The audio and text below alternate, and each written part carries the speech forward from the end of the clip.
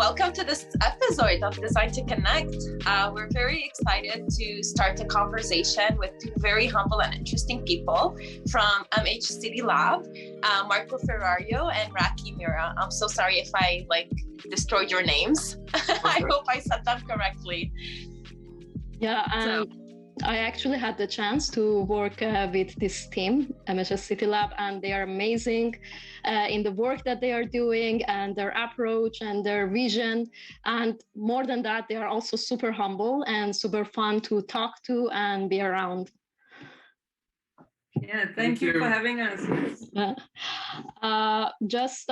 We will, before diving into the questions, we will give you a little brief introduction of who Rakhi and Marco are, a very little summary of what they have accomplished. So I will start with Marco. Marco, you here have graduated from Politecnico di Milano. You have learned about microfinance and social business at Carmine Bank. You have worked as a consultant for the World Bank and Habitat for Humanity. You have been also involved in innovative tech project developments and implementations, playing advocating and advisory roles to promote urban resilience and inclusion. And if that's not enough, you're also a social entrepreneur and one of the co-founders of MHS City Lab. And we also have Rakhi. I heard that you are a city lover, just like I am, and you are the co-founder of MHS City Lab. You have 15 years of working experience on social innovation and multi-stakeholder programs, where you employed your creative thinking to building safer, healthier, and more inclusive cities. You started your educational career studying economics at St. Stephen's College in Delhi. Then you did your master's in politics, philosophy, and economy from University of Oxford, and wrapping it up with an MBA degree from Harvard in 2009. So we're very, very excited to be having a conversation with such an incisive thinker like yourself. And thank you again for being with us. Yeah, and thank you for accepting our invitation. But before we dive into the conversation and bombard you with too many questions, we wanted to ask you where are we connecting with you today and how are you feeling? All well. I think we survive a little bit of turmoil related to the usual COVID in the last few weeks. We had the travel to India that only Rakhi managed to go. I was stopped at the beginning, but we managed to rejoin itself for Christmas. We were together with the kids, so all well. Yeah, and we are connecting from Varese in Italy, which is Marco's hometown, but I very much adopted it to become mine, even though, as you said, I'm a city lover. I'm quite happy to go yo-yo between Delhi and then find solace in a more quieter place of Varese. That's great. Okay. So before we move forward, just to give you a heads up of how the dynamics of this conversation is going to happen. So we're just going to be asking you a question. We're not going to be asking it for a specific person. So you guys feel free, whoever feels called for that question, please answer. And let's enjoy this. Let's enjoy it together. Perfect. Okay. As the first question, we know that you have been involved in social entrepreneurship. We wanted to start this conversation by asking you, how do you define a social entrepreneur? That's you for sure, since you're teaching that. Yeah, I think it's good to talk about it now when we have many examples and cases to talk about. Otherwise, it would seem too abstract as a concept. So for me, there's a spectrum of social entrepreneurship, but for me is about really making a social impact, adopting and leveraging business-like tools. So the element of what you're doing today as a startup is really what is behind coming up with innovation, is behind the concept of social enterprise. So I think that's at the heart of it. So some of us might say that social enterprise and social innovation are the same thing. I think entrepreneurship goes one step forward in actually launching and putting those ideas also on the ground. So that's the quick piece. if one of the professors I teach with, Rashita Yusto, recently gave a talk. And what I loved about it, she says, think of Mother Teresa and all that social good that she has in mind, and think of Jeff Bezos, right? And if you merge those two people together, you would get a social entrepreneur. And in her video and talk, she mentioned Professor Muhammad Yunus, which is also where Marco and I had the chance to meet. So social enterprise for me is in that spectrum and continuum. That's a really good definition. It's very clear. I mean, we wanted to start the conversation with this question because most of the time when we talk about humanitarian or social work, we often associate it with voluntary job or low-paid jobs. And we wanted to start with this question to ask you, why do you think it is important to keep a balance between getting a profit and but in the same time have social impact?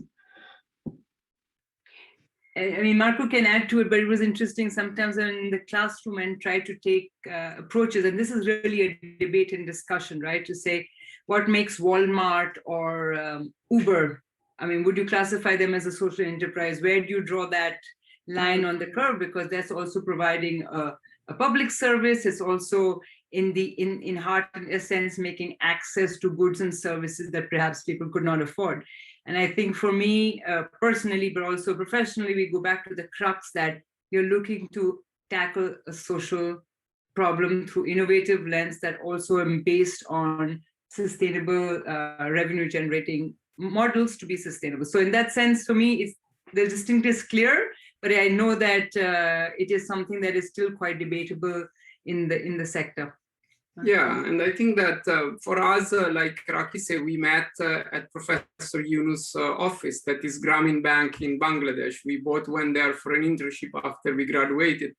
And the fact that we witness how microfinance was scaling up, making an impact, and still being financially sustainable, I think inspired both of us. So when we started in India later on, our MHS venture, we decided that no matter what, we should always try to design a solution that could be financially sustainable, because we had experienced, both of us, the volunteering part and the NGO sector where, still you depend on grants. And we think that the future is really to have a way to create social impact on feasible business plan. It's very difficult. We have to say that grants are still very critical to prove and to arrive to a certain points, but the social venture perspective come from there. Oh, I'm glad you actually mentioned that because I'm very curious to know your intake. Like you said that you worked in the nonprofit sector.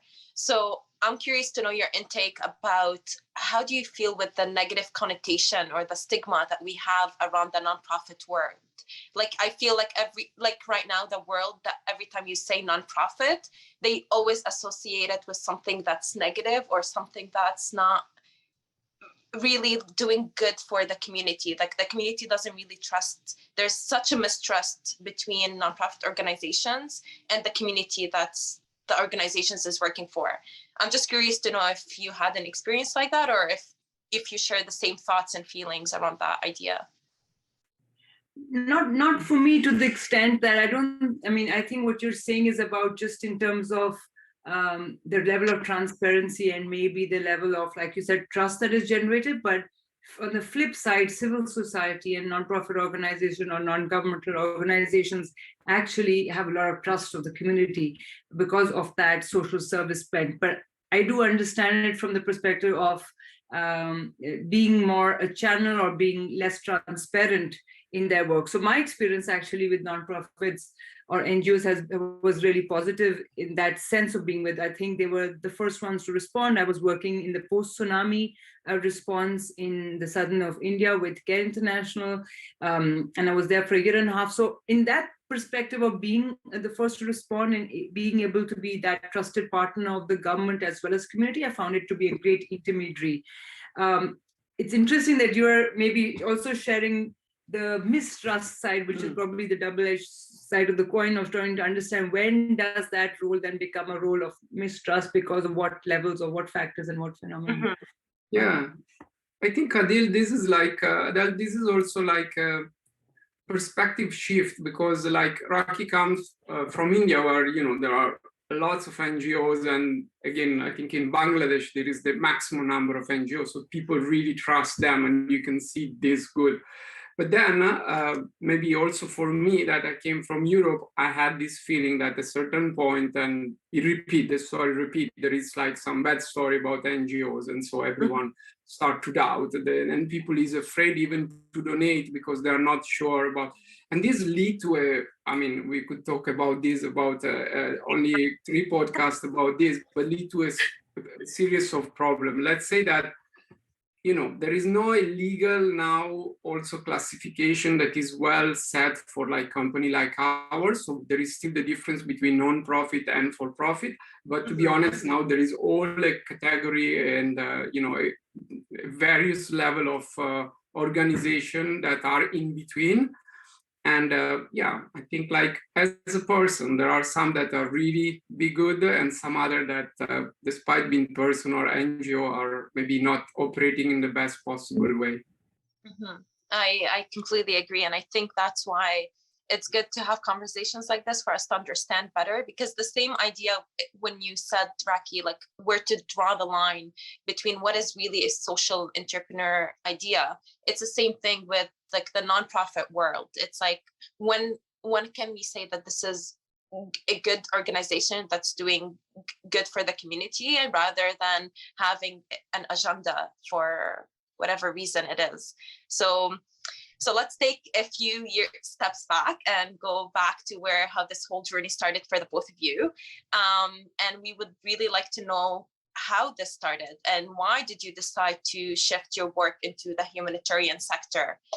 Was it something that started with your education, or was it something that you always felt like doing social work?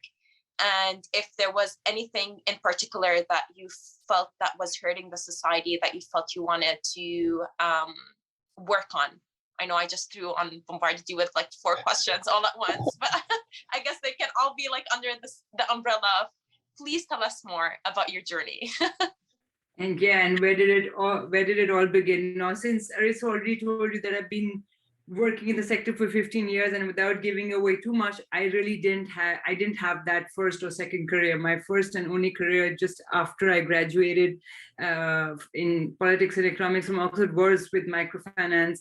And that's when I decided that instead of looking at it something where I work first in a more secure position and then move, I really would like to explore this, because growing up in India, I think I was a bit hard-skinned to what the reality was. And like you said, it was very much of different nonprofit organizations, fundraising for children and education, but I didn't find how do you get involved. So for me, it was either you donate, and at best, there's no level of engagement there.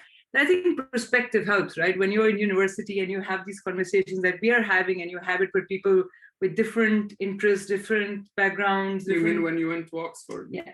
Yeah, for me, these conversations really began there. And as it's not very typical in India to do like a gap year. So after I finished my degree, and luckily I was on a scholarship, so I didn't have that backlog of loans to be thinking of paid back. I said, this is my year to explore. So I know what I don't want to do. I don't know what I exactly want to do, but I'm quite excited about understanding this sector evolve. And reading Professor Yunus's book, Banker to the Poor, conversations very much similar to what we are having virtually, but in person, made me decide to go to Bangladesh and take that year out to explore. And that's where I think for me, the point was, is this a voluntary job or can this be a career?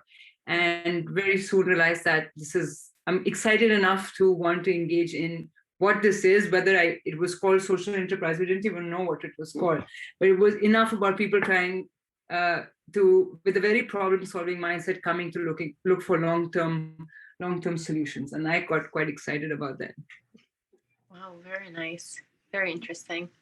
Marco, would you like to add anything to that? Yeah, well, I can continue the story, because this is where, when we met, I study architecture, and I was lucky enough during my year at Polytechnic to take part of a workshop in Africa where we were like working in Tanzania on a informal settlement, like requalification. This is where I first learned and I got interested. But I think it was always in me, the volunteer part or the part to try to do some good. And then when I met Rakhi, because I read the book and I went there as well, I think we did like 1 year apart. And I started to work in a commercial office as an architect. Meanwhile, Rakhi carried on her work in NGO. And then she decided that I think the NGO could be more efficient. So she decided, okay, let's try to take an MBA and bring something from what work in the for-profit to the non-for-profit, if you want to take that whole division. And this is when we both moved to Boston, to Cambridge. Again, I was working again in an office there, but I was on site to try to do some project again in Africa and looking for opportunity to work in social. When Rakhi graduated, we really had to think what to do, and the decision was to combine our skill, looking to urban poverty, especially related to housing, and we decided to go back to India. That is a country that has lots of endemic problem. Yeah, but if I can add to that, it's interesting to hear Marco's story were that in university you had the chances to do these student projects, and maybe you're more interested in Marco's side of the story because it is true, like by doing workshop and labs, there's a chance to move out of the classroom and get that experience. And I'm now in a teaching role, and it's exciting that undergraduates had that. I did a full undergraduate degree and a second one, and there was none of that there, despite working and living in India. And I remember applying for my master's and saying, I want to study development economics, but the book I just read is doesn't reflect in that, but do I have to create that study program for myself, like that study plan? So in a way, I was trying to find pieces to the puzzle, but it's exciting to hear that you had those opportunities while you were studying too. Yeah, maybe it was the same for you all as for you as well. Did you have opportunities to look at social architecture or social design while you were in your formal architectural training? I think it's very interesting you asked that question because it's like you read our minds about what the next question is. But I think for me, I'll speak from myself before I give the mic to Arisu. I don't think we were fortunate enough to have that experience. And I think this is what our educational system lacked, that there was such a disconnect between what we were studying in school and the social awareness that we should have been given in school and what was really happening in reality. It was very briefly brought upon us. And that actually made me more curious to know why, especially when you live in a country and you're seeing all of the things that can be improved. It made me question to why we were not learning on how we can be creating solutions to the fabric of the area that we live in. Yeah, I think I had the same experience. I mean, I think now because the social and humanitarian work is becoming a little bit, let's say, more, I don't know, stylish or fashionable to talk about. I don't know. Some schools are taking a direction towards that, but still it's not in a very deep way. And I mean, I felt myself coming out of university and I thought that I spent so much more time learning, 100,000 softwares rather than understanding what was the society that I was designing for and what was the needs of the society that I was designing for. And I think, as architects that are designing the spaces for the people, it is really needed to have that social awareness and to have that empathy, like taught to you, during your education. I remember, maybe this is too much, but I remember even we had a course about economy, and I asked my professor about what is your take on ethics in economy, and she was like, we don't talk about that here. And I think, as Hadil was saying, there's such a disconnect between the social awareness and education. And that's what we wanted to ask you also, but I think you also kind of answered it, but if you want to add on to that. No, I would definitely, because I think the first 5, now we've been in Italy for the last 6 years operating remotely, but the first 5 years, MHS City Lab was in India. even like people who came to work for us were people who were like very much like you, sort of self-motivated, but they had to almost like camouflage this for university because it wasn't really considered an internship to work for a social design kind of work. And Marco will tell you more about it. And it was like even the supervisors of thesis and project like, but is this a real job or is this a real internship? And it really was not popular or exciting or given the same recognition before. So in fact, in MHS, in the first few years, we were hosting workshops more for European and American university as an exchange, who would come and do their field experience with us, University of Minnesota. But whenever we reached out to Indian and local universities, it was, maybe you can come and give a lecture, but don't corrupt their minds too much. I think, but it is very true. Like the SPA is one of the most popular school in Delhi. We have lots of people that came to work from SPA at MHS. But the good thing is that I think in the last few years, we call them alumni of MHS, people that because it became an academy. Yeah, they kind of went back to SPA, and now there are courses on informality. So the good thing is that, like you say, Arizu, there is a shift, and even Politecnico now has this course designed for development that Camillo Magni promoted, and is an international master. So there is an attention that before was not. And to me, and this is really like also why we are doing this job. You think that, let's say broadly, 2/3 of the houses or the urban settlement are informal in the world. And you have architectural school and you don't teach anything about that. It's crazy. It's like, teaching economy without economics, without studying the informal economy of India, that is, I don't know, 80-70%. So that's why we think that it's really important to have this opportunity when you study to understand the world. What is the world? What are the whole community? And like you say, Arizu, even when I studied, that is long ago, we were not really studying the community. There was like, houses, mall, and, villas and this. But the reality is that the more contact you can have with the people you're going to work with, the best. And hopefully, I don't know, I think I see this shift in university. So that's a positive thing. Yeah, I mean, I can go on because now I'm in I can go on and you can ask me more about academia because now I'm involved in teaching 3 social entrepreneurship courses. One is in the university in Switzerland, and the other is at the Instituto de Empresa in Spain. And for me, it's always interesting to see whether a university decides to offer it as an elective. So self-selected students who are excited about it get it, or university makes the decision to make it as part of the regular curriculum, and everybody who would have never dreamt of taking a course and saying, like I would do a poll in the first day of class, are you interested in entrepreneurship, family entrepreneurship, sustainability, social entrepreneurship? We're like 0 on 20, right? And then I said, okay, this is my chance to tell you something that you don't want to hear. So I think it's interesting that different universities have approached it differently, but we are definitely seeing that the trend that to say it's becoming more widely available, both demanded from students and curriculum, also as innovation labs and able to work on these ideas outside. So you're not really looked as much upon as an outcast, and you have to fight the system to do what you want to do, and you can find ways to integrate that inside. For me, it's happened a little bit too late, too slow, but as optimists and as social entrepreneurs, we always get excited about launching of new ideas and new ventures, because I think we just need many more of those.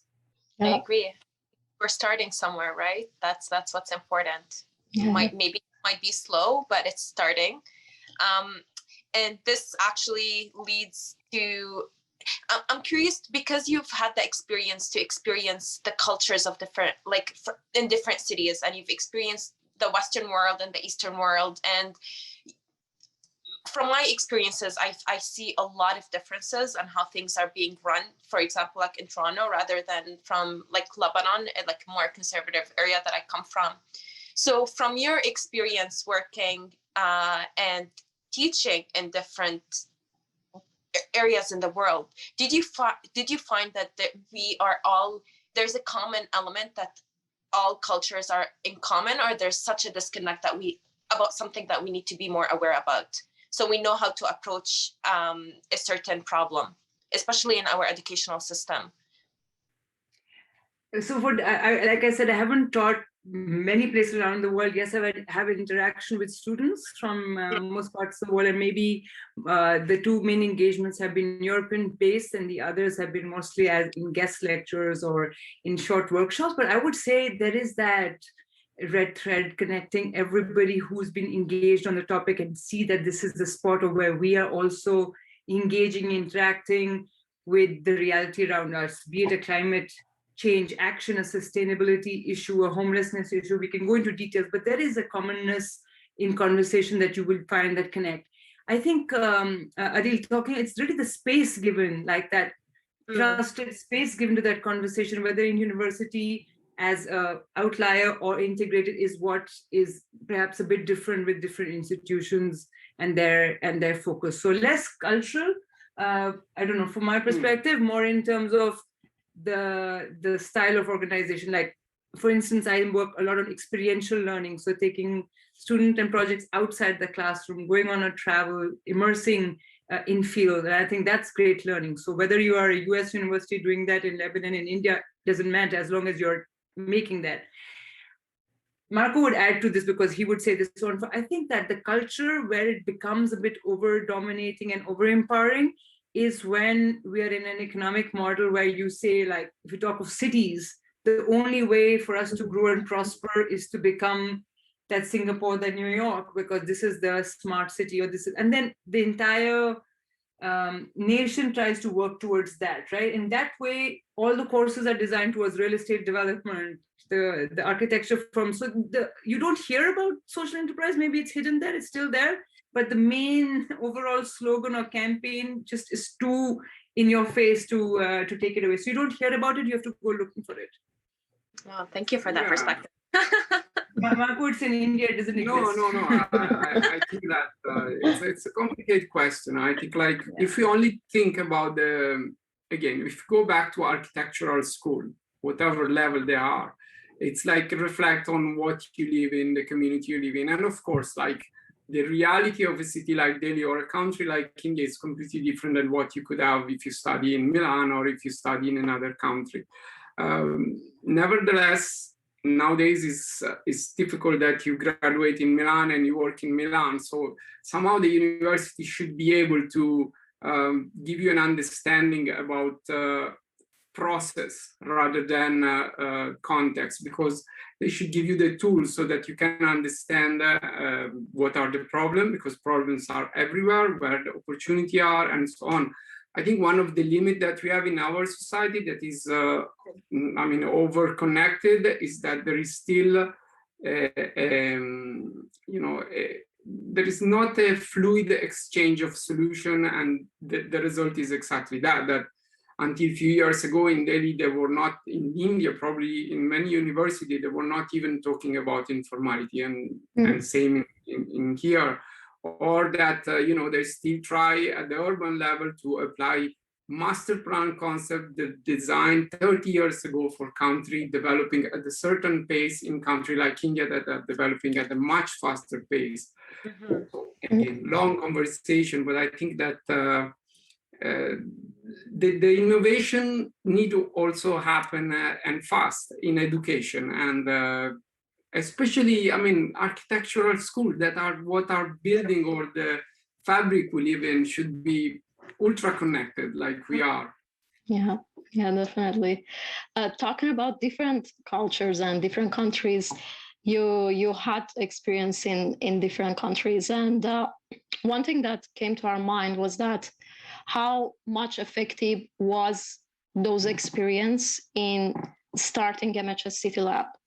Like, do you think if you wouldn't have your travels and being exposed to these different cultures, would the same result happen? And we wanted to also ask you this because we think now there is two different ways of seeing this, because when it comes also to social and humanitarian work, there's so much talk about working in your local community and try to make something that is surrounding you better.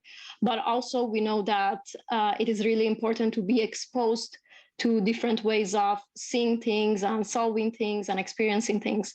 So do you think where is the balance between experiencing and seeing different cultures and being in your own community, and how did that help you in starting MHS? That's a good question. Very, very good question. Yeah. Yes. There's something that, I mean, of course, our work and everything kicked off a lot because of perspective and being able to zoom out of that position. And I think the way I reconcile that is that the solutions were there. They already existed within the local community level. And being able to connect the dots and play that facilitator role came, and the courage to act on that came, for me at least, because of making those work experience or educational experience, conversation experience, which I had through travels and the privilege I had of being able to study in different programs. But I think the solutions itself were very much inspired by community and where they were.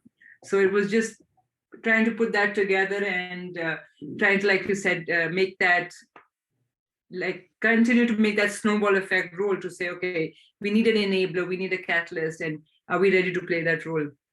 I think I can add that for me, like, if I hadn't traveled, definitely I would not have been able to start MHS. There is no doubt for me. However, I also have to say that maybe for me, the different culture were more a personal growth. And so something that then I use as a human being rather than on the professional side. I have to say that on the professional side also, you know, it's very difficult maybe if you sit in Europe to work on a project that is done in a refugee camp where you have never been, where you don't understand the culture. But I'm not saying it's not impossible. I'm just saying that, again, if you have the correct tool, if you have the correct mindset, maybe it is possible to transfer. And that's why you say working with local community can be very powerful, because you can apply the same kind of like logic mechanism, learning and problem solving tools. But again, I think like experience is fundamental. That's why maybe, you know, the week that Rakhi took the kids away, it's more informative for the students that the full year, if they're looking for later on some I kind thought you were talking about our two. You were talking about the big kids. So yeah, with our kids, we always say it will enrich them. Yeah, we say like, should they miss 3 weeks of school? And then like, of course, because this will be completely a different immersion. Yeah, but I wanted couldn't taking away the kids from you. once you see things live and you experience them, it for sure it shifts your mindset completely. So is there a reason why? I'm sure there's a reason why, but like that's why I'm asking you to know why you decided to integrate both of your backgrounds in economics and architecture to start MH City. Like, why do you think that integration is important? Well, this we have a kind of story, right? It's because when Rakhi was finishing graduating in Cambridge, I started to look at the project that some venture was doing in India, and there was a project for like a huge affordable housing project. And we realized because then Rakhi took a course in real estate, and we both started to get thinking how we could work together in the social. So at the time, the last months in US, we were already looking at that. And we realized that that project, for instance, was on the architectural side was, okay, well designed. But then maybe the component related to like, will people be happy to be moved 20 kilometers away from the city? 40 or 40, whatever. And then they were like, will they be able to afford them, access a loan if they are really? So we realized that the settlement kind of like a problem related to housing was not only an architectural problem, but was really much an economic and social. So the community. So we really thought that it makes sense to combine our skill and try to look at the problem with the multidisciplinary lens. That then has been all our, vision to for every project to try to look at all these aspects. Yeah. Interesting, very nice. Yeah, and I think it's really important to connect different things. I think for a while we got so used to see things very separate from each other, But now we are more realizing this interconnectedness even between different fields of education and between the world. But yeah, I think that in general can help us so much, because we tend to separate things and go on our own specialization and just focus on that. But definitely bringing skills together is really, really important, and something that is missing in also so many architectural studios today, but I'm sure also in other fields. And we used to say that you might be solving one problem but creating another few, right? Yeah. So if you don't see the full picture, some might be short term, some might be longer term. And yes, we focused on what our natural inclination and passion and expertise were. So yes, it was more related to the access to the spaces, and more importantly about where do you actually get the financing to improve and build your homes. So we looked at a subset of it, but that was because of our natural interest and inclination to see these two aspects closely intertwined. Yeah. Okay, now going a bit into the details of beginning of MHS City Lab, we know that the recent project that you're working on is NIV. I don't want to spoil it before we go to it, but we first wanted to know a little bit more about the first projects that you worked on, and why did you decide to start with specifically those projects in MHS? That's for fun time, right? Yeah. Always Christmas, remember? Yeah, yeah, it's true. Because we started on literally MHS in just before Christmas in 2009. Yeah, yeah. Wow, anniversary for time. Yeah, and we were able, like, I think immediately to get a couple of young just graduate, one architect and one from economics, in fact. One MBA. One MBA that worked with us. And I think we were like a little bit of always around speaking with people the first months. We initially came from US with the idea to work with developer. We met few of them through network. We realized there was no match, so we started to speak with people. So Rakhi and I think like it was the wedding season. We were in so many weddings, and we were end up in spending all the time with the guy selling tea or the guy that was hired to build the infrastructure. Good networking. Yeah, and we were also a bit of like ambulance chasing, right? Like we were like trying to see where the opportunity were. And the first project was really for homeless. So just before Christmas in Delhi, there are lots of that because it's cold these 2 months. Is usually when the media talk about the government try to do something. But I think everybody sort of discounts the fact that Delhi can get cold. Oh yeah, well, Delhi can get cold, can go to 5 to 0 degree in the winter. So for people without any protection, is really harsh. And the government usually give NGO space to put tents that are poorly designed, and people is cramped inside.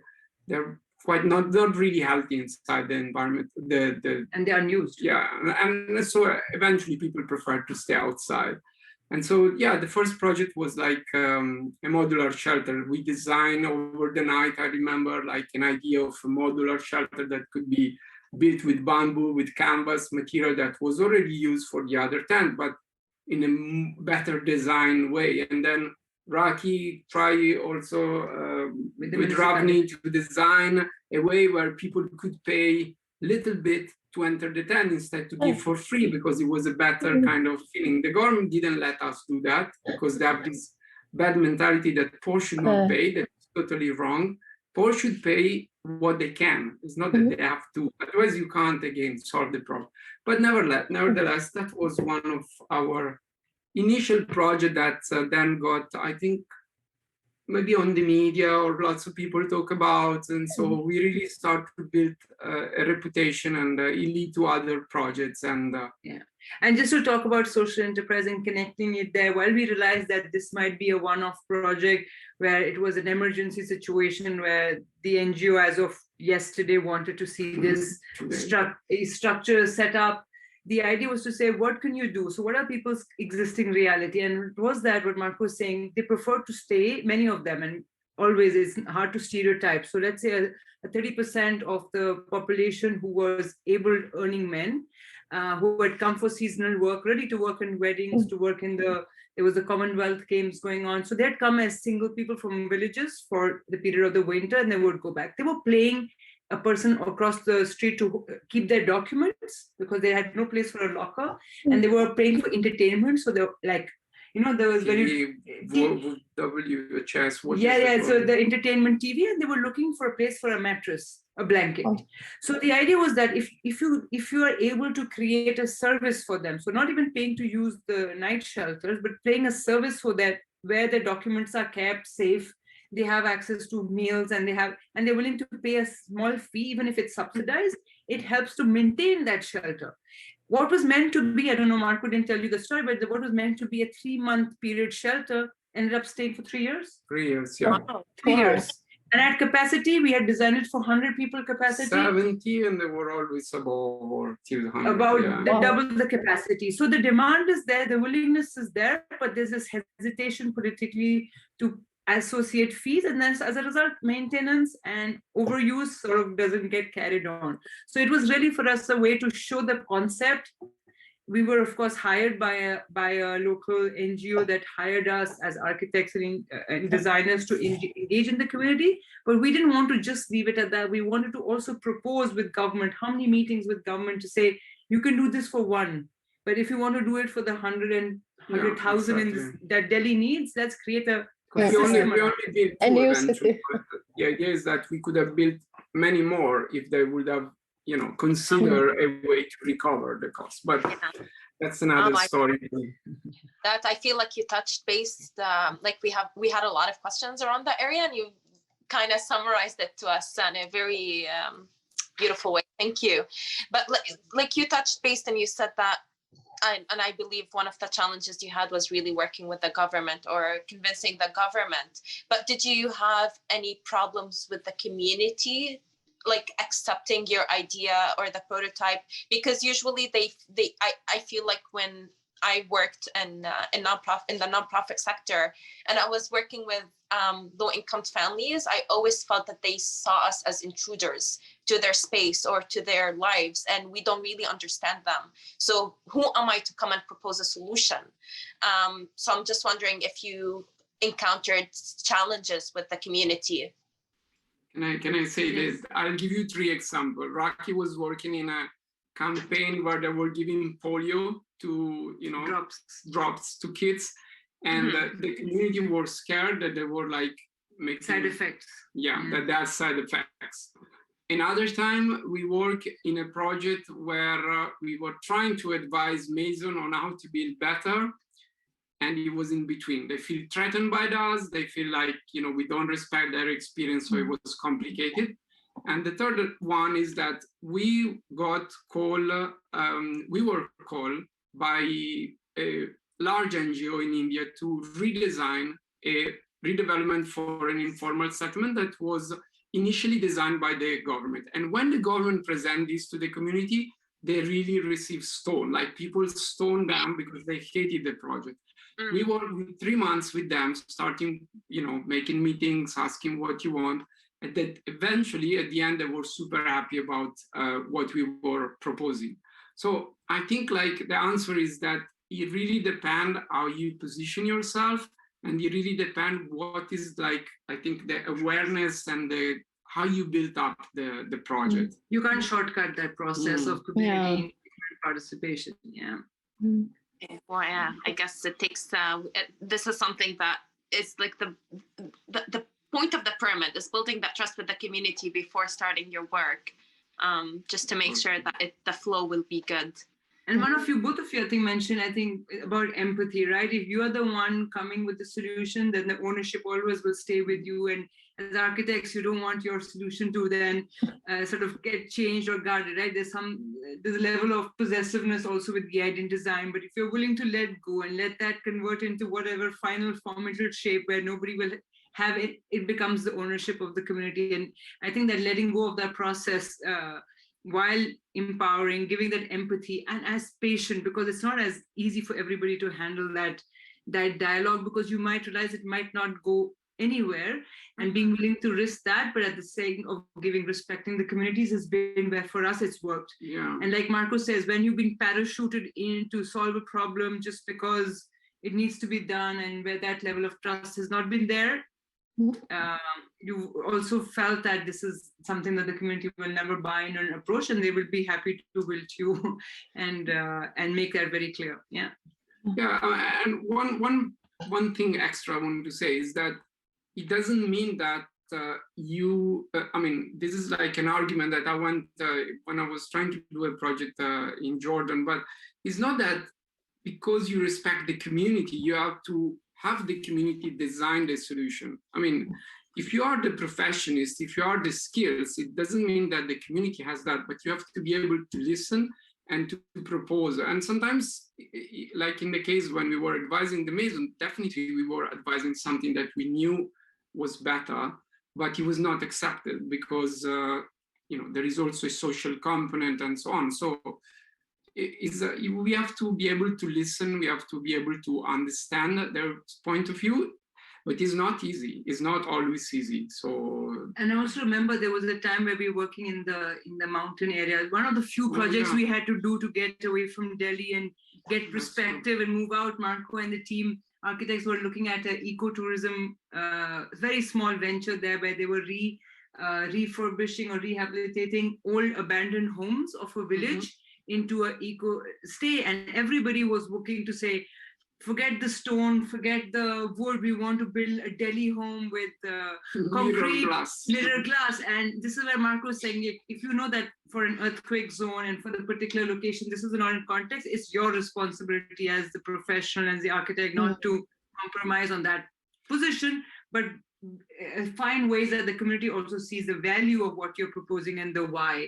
Otherwise, tomorrow you're gone, they're going to demolish your building and erect. Yeah. I remember the story with the temple, but there was also the story there. So these back and forths might end in a dead end, but you have to understand how to understand, listen, but also take your position of responsibility as the and account for them, because that was really more what they wanted to see, and we have to convince them that no, people will come if they see something that fit in the mountain thing. You don't have to look at what you see in the soap opera, because that is the aspiration of people. But I think it took us like a few weeks of meetings, and we have to travel every time, sit with them, have endless cup of tea. But eventually, I think more Rakhi than me, because of course she was speaking the language, and the rest of the team were able to convince the elder, and then it was a very nice project, I think. But if you don't account to also the time and the money that you have to spend to make this process to begin,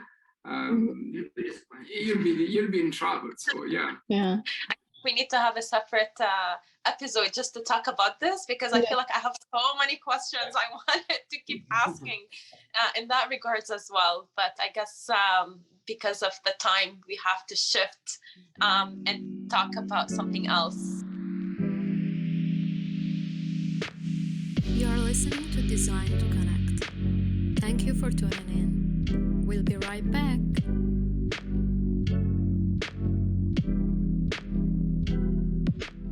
Yeah. Sorry. How did it go? Go ahead. Okay. No, it's interesting that you were talking about that it's good to talk to the community and try to come up with a solution together, but it's important to say also when something is wrong.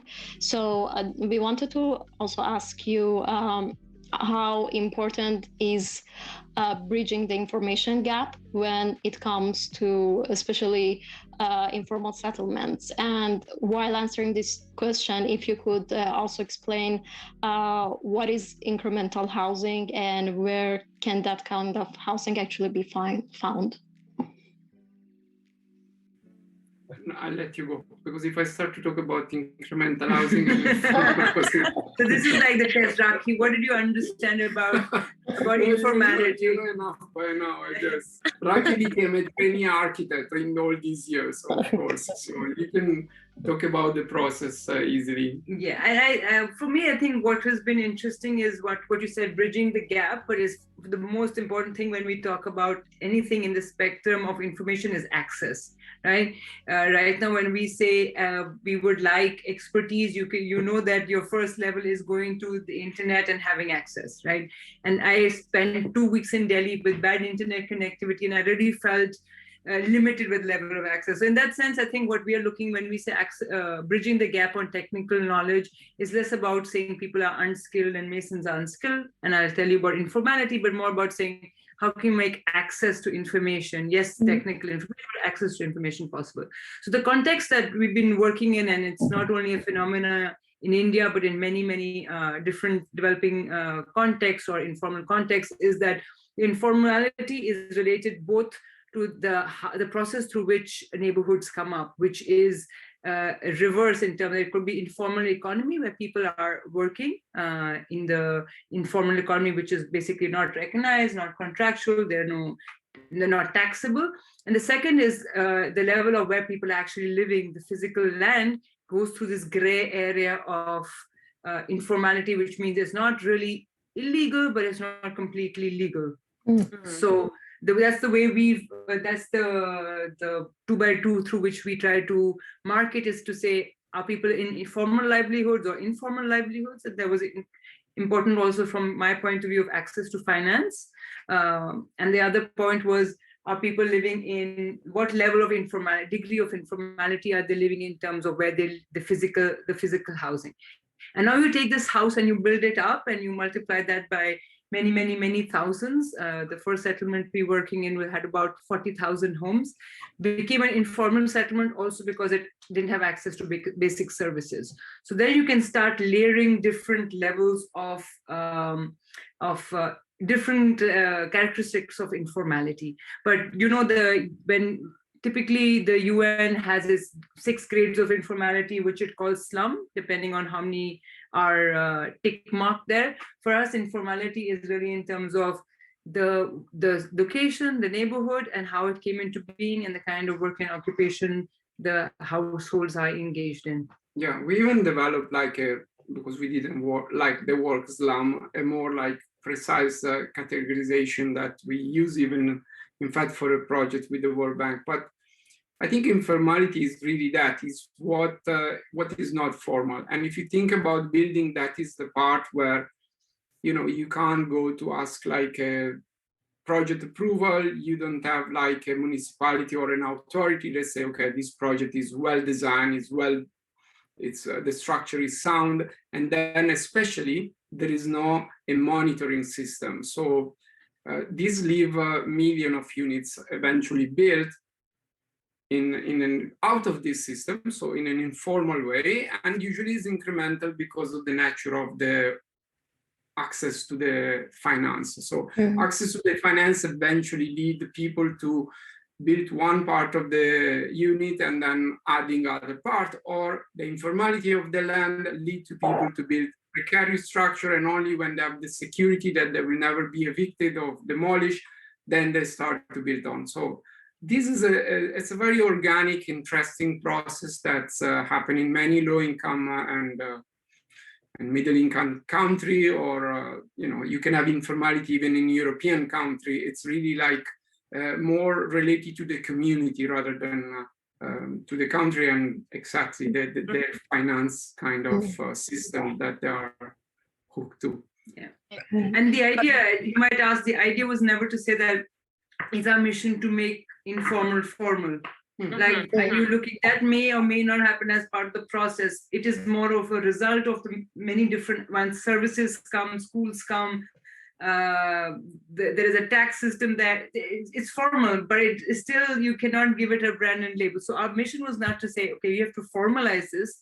To your question, it was more about ensuring basic standards of quality and making sure access to information and finance was possible. Yeah, you say before, like communities, sometimes they already have their solutions. Sometimes this solution is not really good, so we can try to implement. All this lack of good housing is a result of like our economic system didn't work well, because if you have so many millions dwellers without housing, it means that something is broken. Something is broken. It didn't work. So result came from the community. They built themselves their own units. But Marco would always call them prototypes. When we were presenting you, like, let's not say that's the problem. Let's say it's a prototype that with right inputs and resources can look at can become a better solution. And the majority of affordable housing, the main supply came from there. So instead to try to, at least from our side, we decided instead to focus on new, fresh building project, let's try to fix what is already coming in thousands. And every time we are, in these minutes we are talking, probably they started so many new constructions. So the idea is to influence that. I couldn't agree more, because I feel like we do need to change the narrative that we have towards informal settlement, because every time we say this word, we associate it with danger or poor or community that we don't want to come in. And I think you just touched base that we're not saying that. Well, I'm not saying that to you. I'm just reiterating what you basically just said. That changing our vision of how we see informal settlement as a solution when it comes to affordable housing, rather than demolishing some things that are already there. Like, we can work on the problem and making it better, rather than adding a problem to a problem. So yeah, that's a very interesting perspective on that idea in particular. Thank you for sharing that. Moving on from these topics, maybe now we can finally dive into Niv and ask you about what is this app that you're developing, and what is it made for, how does it work, and how can it help with safer construction in informal settlements? So many questions.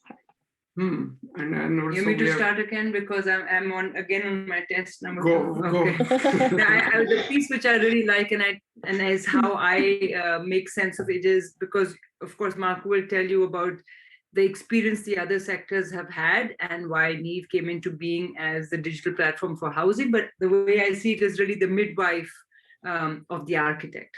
So with that, that's it. Just the hint.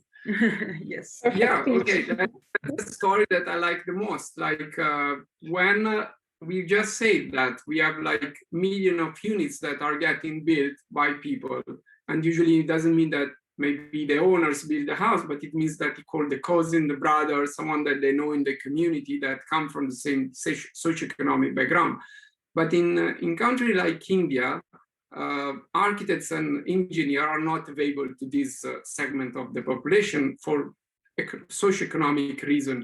So the result is that they don't have these inputs that could help them, often within the same cost, build a better structure, or maybe with just a little bit of extra cost. And the result is that we miss an opportunity. We have many units that are unsafe, that can collapse, and so you have a huge kind of human and economic damage that could come to a country or to a city if there is in particular an earthquake, but there could be other natural hazards like floods or other.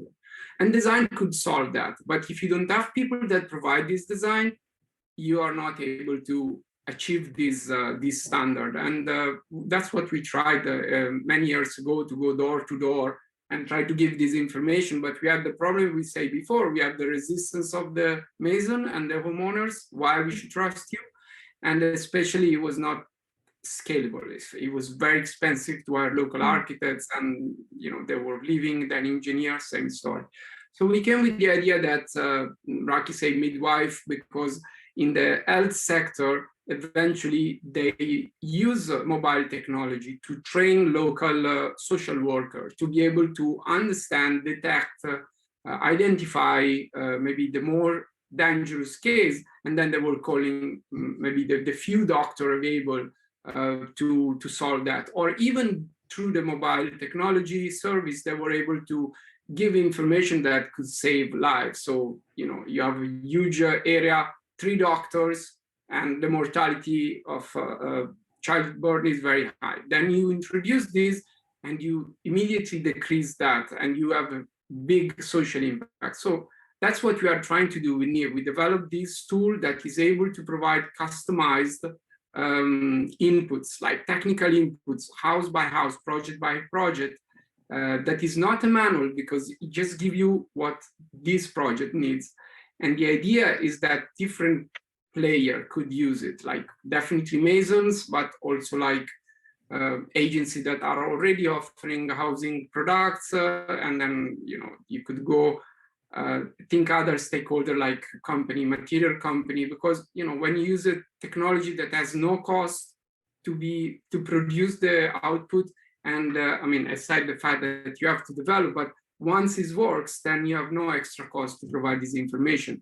And especially the network is there, because now the accessibility to Android mobile connected device is very high in country like India, and in other countries rapidly growing. So that's what we are trying to do with this project.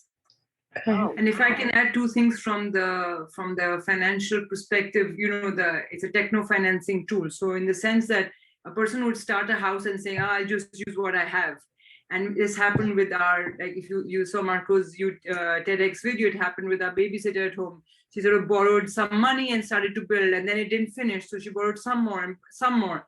And in the end, there's so much of social status associated with the house. She ended up over borrowing and ended up not being able to completely complete the house. And we've had experiences within our own customer base. They were so excited to put marbles and tiles that you got carried away. And it's not only them, it's us as well, right? When have you ever been to a home furnishing store, not overspent in that? So the joke is like on marriage and on housing in India, there's no upper limit. You start, but you always overspend.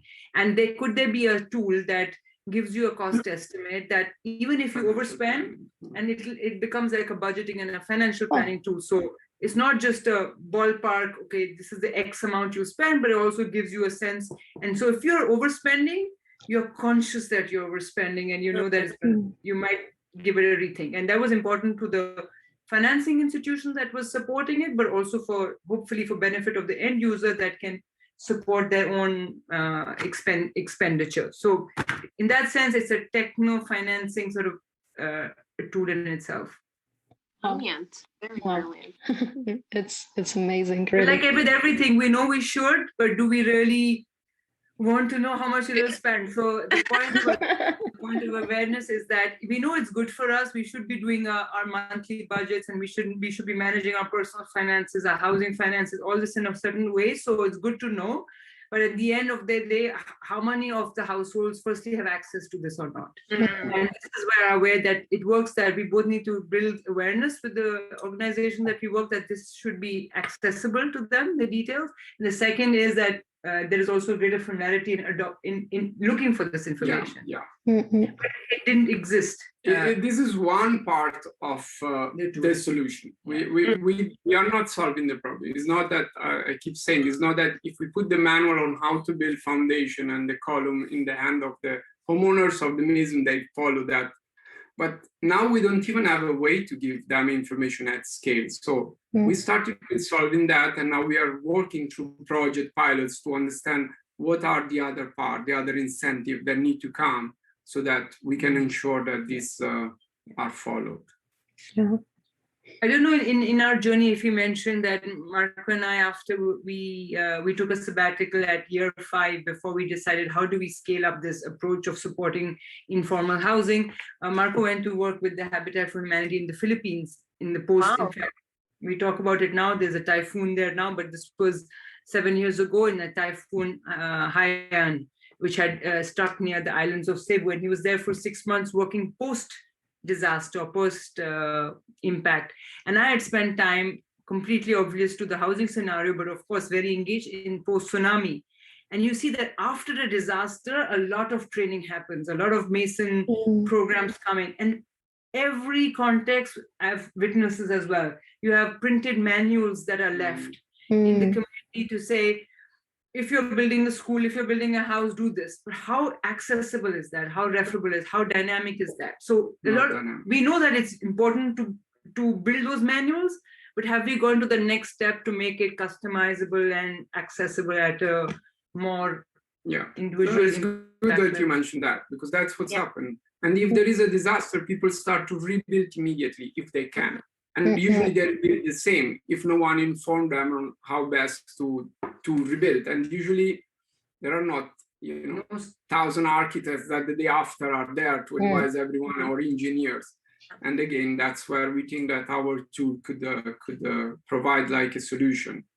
But I love that. It's because of the experiences that you had, you came up with that solution, right? And I think this is something that we need to touch base on, that you need to put yourself in different situations, see what were the solutions that we were provided before, what were the errors, to learn from them, to develop a better solution moving forward. And I guess this is what Niamh is doing. And it's wonderful. Like, it might not be like the end result or the end goal, but it's at least a start to something, for sure.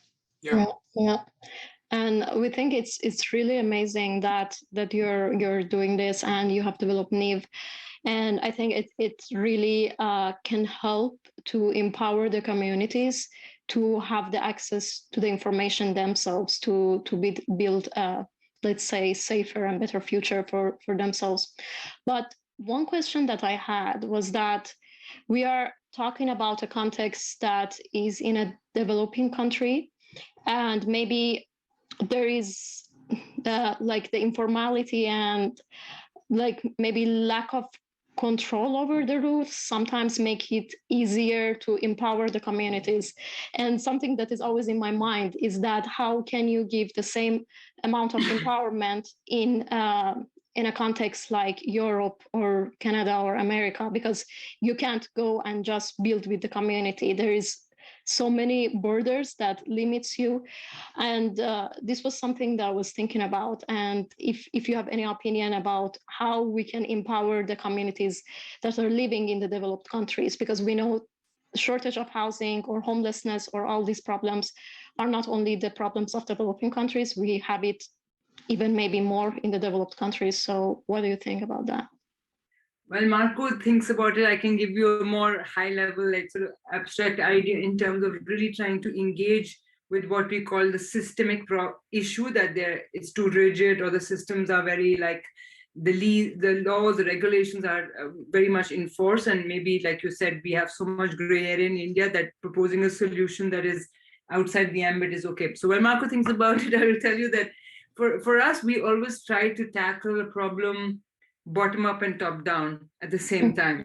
So the bottom up was like, we're not going to wait for an initiative to launch a new government scheme to come to bless the project before actually not beginning. So we're going to begin at whatever scale, whether it's that homeless shelter, slum upgrade with the government that we were doing, or it was trying to sort of come up with informal housing. We will begin with that. And then we will, at the same time, what we call the build and enable approach, we will work with stakeholders. So our 6 to 7 year work with the World Bank was trying to understand where in the system, we directly working and engaging with government, we understand is a very patient game. But where in the stakeholders that can we work, where they will be able to influence that systemic level dialogue, which is about the policy, the regulations that allow for this to happen. So it was not like, should we go for this or this? We really try to work bottom up and top down at the same time. And really the learnings and the experiences enforced each other. And there was also more credibility in working that way. Like it said, Europe, maybe that space for that kind of we tried innovation. When we came back, we went straight to municipality. Yeah, well, but here is a middle level, because I think in India, I think Rakhi is correct. Like in the first year, we did lots of policy advocacy. I think we were meeting the minister. I mean, we met Rahul Gandhi. We really tried to work with the top decision maker, and we realized we were not making any ground. So eventually, we were also really interested to work with the people, and that's why we were doing projects. Like we were trying to do everything, even one house. Let's do one house, let's prove something, we'll start to talk about. Eventually, we shift a bit our approach to say, okay, it's not useful if we go with the to speak with like the minister. let's work with NGO or other agency. That's Housing finance companies. yeah, housing finance company or like Mahila Trust, whatever. Big NGO that are always communicating and can make an influence. So that was the strategy there. To answer your question, I think that you need to really understand the community to be able to also understand what could or could not work and test. So it's not say that, but I go back to what I was saying before, the mechanisms can be the same, but you know, Niva has been designed in India, then realized that we could work in different country. Immediately we redesigned the software to be able to be in multi-region, and we want it to be universal, I mean, to be used across the globe, but there is some mapping that need to be done wherever, whenever new geography you are attacking. And I think this is like, again, back to the logic that Rakhi say, you have to work bottom up, and then you have to try also to understand what is getting, or it could be done from the top to influence that part. But maybe there is no sort of direct, I think what you're saying is how can we bring more innovation to this context, in whether it's in Europe in like big city context. If there's an issue of homelessness, where do you begin that level of engagement to give a space for a social enterprise to develop? Yeah. Right? Yeah, but we have also, we have like some other like friends that started like initiative like Rahul and I mean in Geneva, that, you know, you can involve municipality, you can involve a community. And I would say that maybe it's even easy here in Europe to work at this level rather than in city like Delhi that are super complex at the level of decision making. And then if you go to South America, you have again another model because it's very hierarchical. You have the mayor and he can take decisions, something that cannot happen in the city in India. And maybe coming back to it and just thinking on the spot, we come back to academia and universities, right? That's always looked as a partner of trust, even for studies for government to refer to. So if you're thinking of a scenario in Europe where this engagement, that can be also another engagement partner where say, okay, there are student projects or there is research or there's academia where we actually foster innovation in these contexts. So it might not be a startup solution always, although they are, and we know about like City Mart who try to connect municipalities to ideas. In fact, there's a Marco can talk about it more, but there are people who are trying to say, where do we get more innovation? If a government has a traffic or a parking problem, why do they have to look at a solution like that already exists? Why don't we look at a solution that can be from any part of the world? But like you say, they were few and far between. And I think the fact that we are having more, at least from my knowledge, more hackathons, more ideation, more willing to experiment and innovate, willing to fail, testing out some resources given to this, we will see also some of those solutions coming in, otherwise very, like you said, highly regulated, administrative. I love that you said that, because I question myself that on a daily basis to why, like I see a lot of problems around me, and sometimes I feel like, you know, like there could be solutions that we can start testing out, but there's always that fear that holds me back, because I think from a very hierarchical way of thinking, that I think that we always need the hierarchy's approval or something for us to come up with a solution or to start implementing our solutions.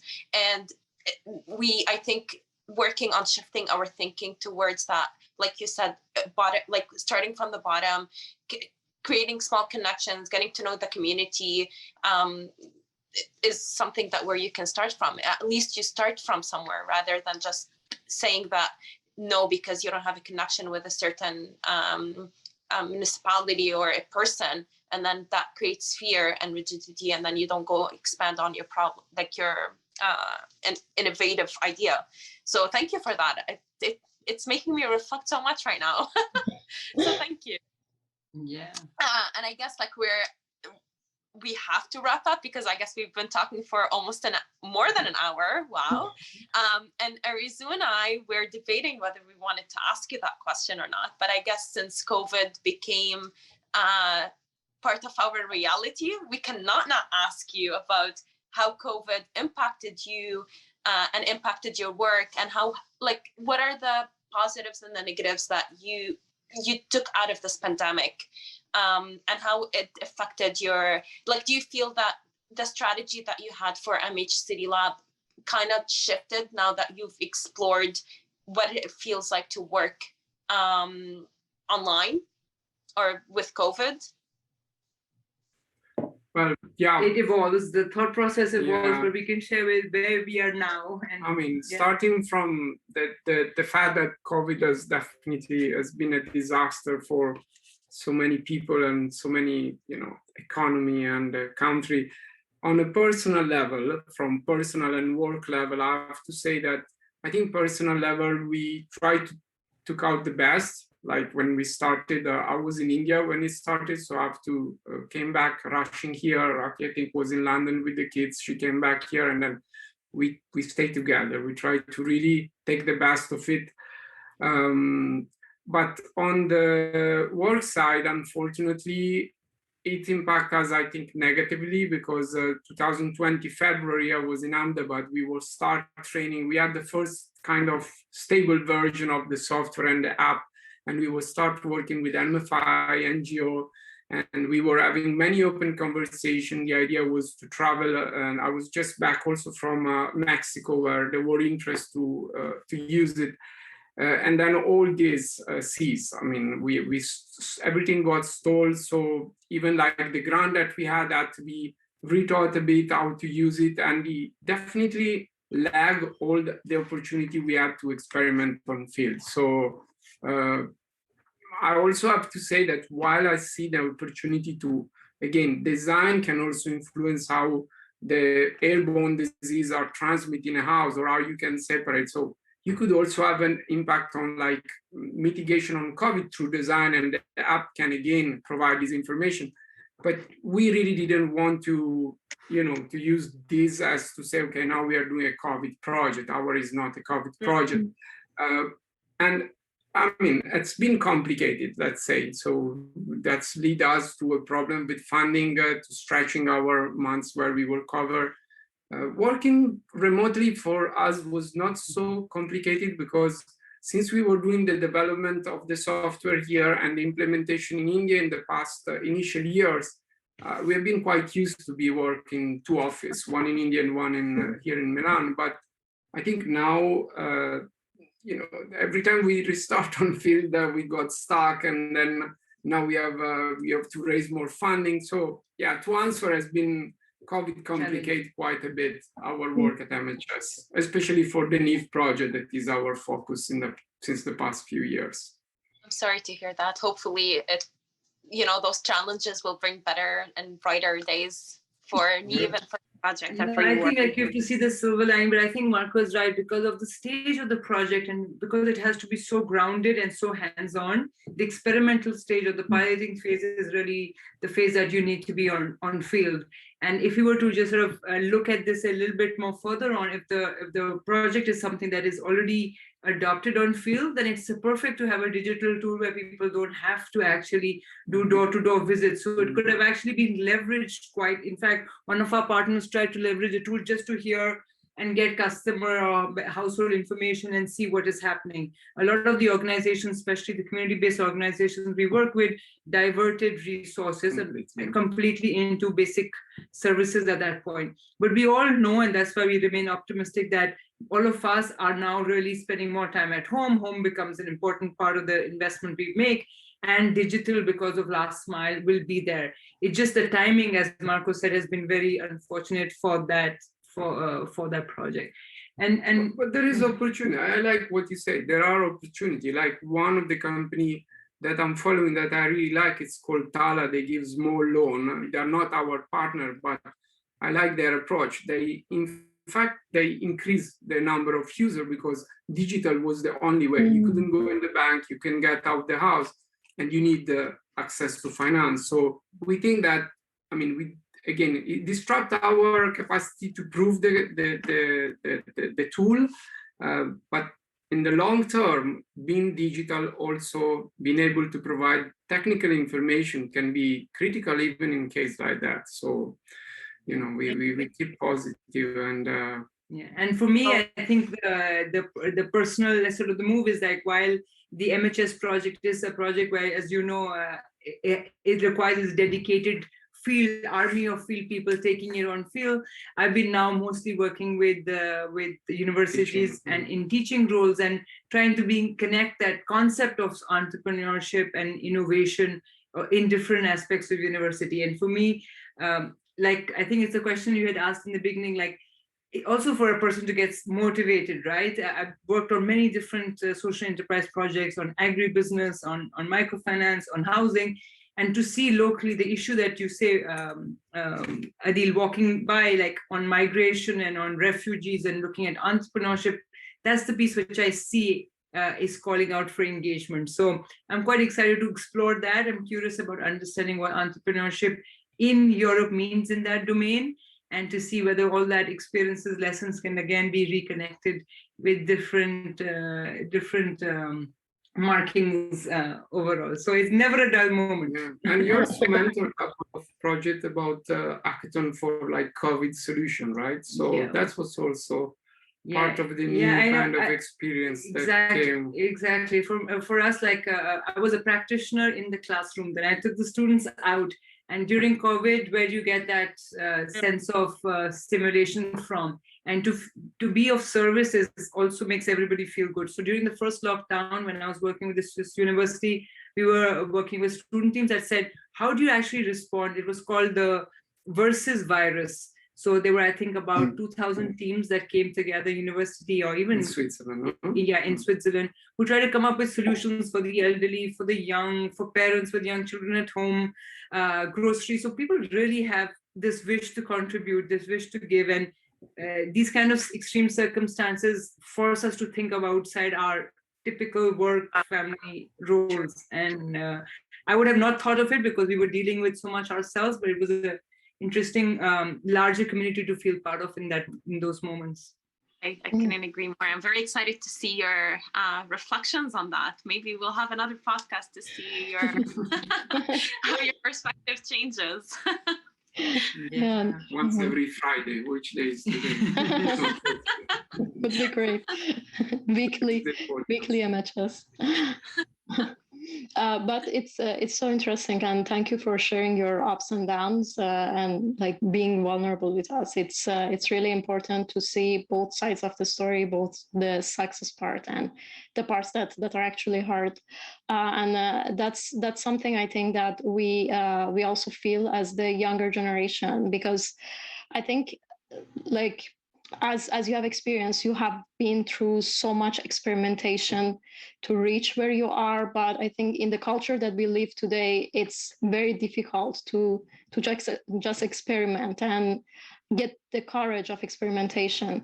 And this is mainly for myself because I need your advice, but I think maybe also other younger people that want to maybe enter this field, but we are so much bombarded with reaching somewhere until 30 or 35 and like getting the courage. Maybe sometimes it's really difficult for this experimentation that is needed, and it's a normal part of any job. If you could give us some advices in general for a younger generation that wants to start, of how to get the courage to experiment. Yeah, that's when you realize you're old, when they start to ask you advice. But I think as for the problem that we are trying to solve, I think our journey has been very incremental. Maybe we were both curious and we were not really stick to any plan, in the way that we were not looking to have a particular career or to, I mean, myself, I've been hired, I don't know, a few months in my life. I always try to create my job. And to be honest, I don't know, I don't think I can share any wisdom about these. Are probably like curiosity and traveling have been something that has worked out for me. So maybe I'll just share this. And I think what Marco tells, and we have this conversation often, is that when you have those things, when you ask those questions to yourselves, or you are asked that question, you're always looking at it in terms of a snapshot, right?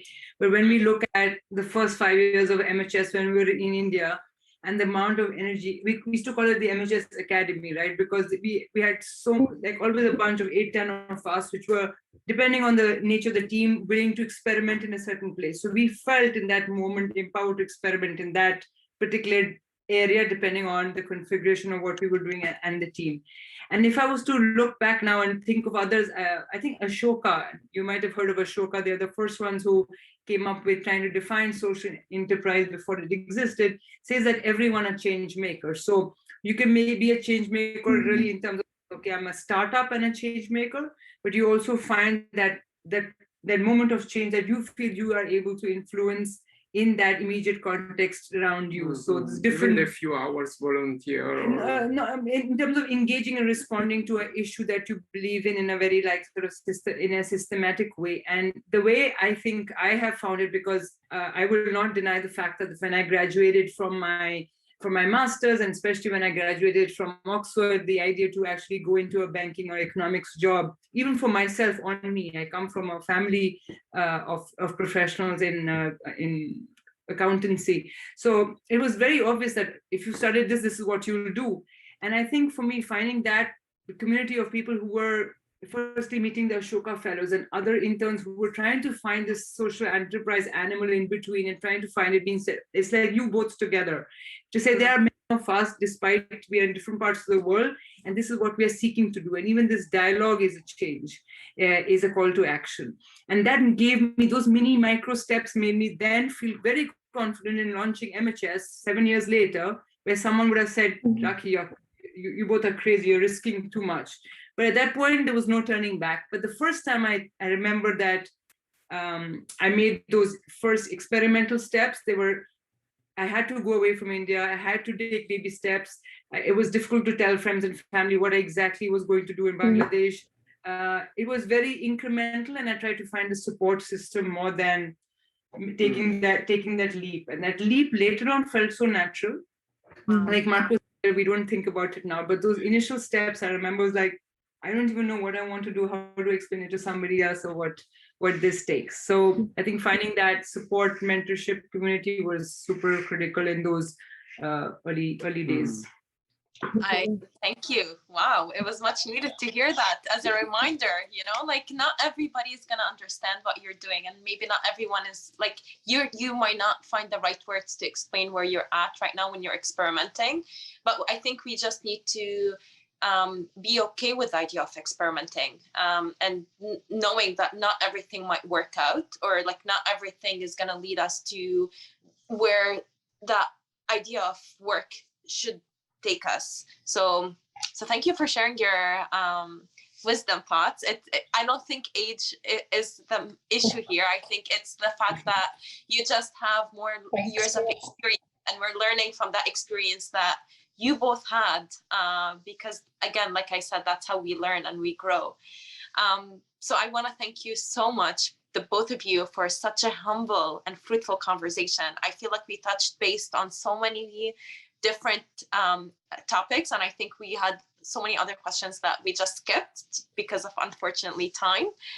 But we want to give you the last minutes for yourself to see if you want to add anything else, you want to share something with us that we missed on, and maybe tell us how we can follow you, or what's the upcoming news for MHS City Lab. The stage is yours, so take it. Well, first, it has been great to be here. I think as we enjoy speaking about our work. We enjoy speaking about the passion that we have, that is not only MHS, but is really like whatever this crazy world we live in, and not only in the last 2 years, bring to us. We live in a very complicated, I think, era, like to say, at the ground. So for us, like meeting people like you or other entrepreneur has always a good experience. So again, this has been great. Arizu, I hope that we'll meet in person soon. And I think like if you, of course, you have the channel to follow our work. I think Arizu has been supporting us with that. So maybe you can share that later. But mainly, like, again, if there is the opportunity to meet or to have other such conversation, we'll always be interested. Thank you so much. And I would say like your questions have been very, very thoughtful, and something which we say end of year reflection for both of us. We've always said that for us, this journey might have happened accidentally. It began as a project on campus, and then we looked at each other and you said now or never, and we did that. And then you said that experience makes you trust yourself to say, I've been there before in these times, let's keep doing this. And then for us, it's also been really a lifestyle choice. We have 2 kids under 10, so 10 and 7, one who was born in India, one here, and they've been part of this exciting roller coaster with us. So if we don't look at it as a snapshot, as a point in time, and we look back at these years that we've been spent together with the MHS and also Alive, we really think this is we're really happy with the lifestyle choice we've made, looking at personal and professional together, despite those highs and those lows. So in that sense, we really lived it with the heart on the sleeve. So that's really what it's been. And I think that's that inner voice which we've followed. And Marco and I are the first ones who like really follow that instinct. And we really believe that then unlocks a lot of different conversations. So when we have this is exciting. Like I told you, I'm in quarantine after Delhi, and this makes me feel engaged and useful. And so thank you for those thoughtful questions. Yeah. Thank you so much. And just to say to the audience, you should really check out the TED Talks of both Marco and Rakhi. It's amazing. You should really definitely go check that out. And I'm gonna put the links in the description of the video on where people can follow you. So thank you so much, really. And hopefully we will all meet in person. Yes. I can come to Italy because I really want to. And I'm really looking forward for future connections.